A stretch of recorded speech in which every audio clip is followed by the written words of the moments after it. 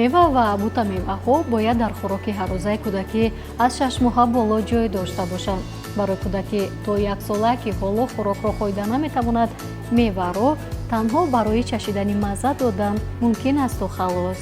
пас аз он ки кӯдак аввалин дандонҳои худро мебарорад, метавонед ба ӯ хӯриши мевагӣ диҳед. инчунин як буридаи сеҳ низ ба манфиати кӯдак хоҳад буд.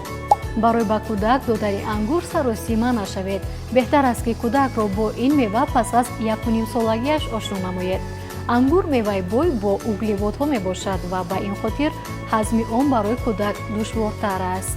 барои кӯдаки аз 1 то 2 сола меъёри истеъмоли мева рӯзона то 150 грамм тавсия шуда, буттамеваҳо метавонанд аз 3 ҳиссаи ин ҳаҷмро ташкил бидиҳанд.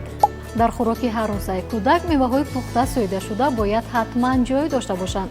меваҳои пухта соидашудаи Нури Зулол аз ширкати Оби Зулол маҳсулоти фоиданок, болаззат ва қулай мебошад.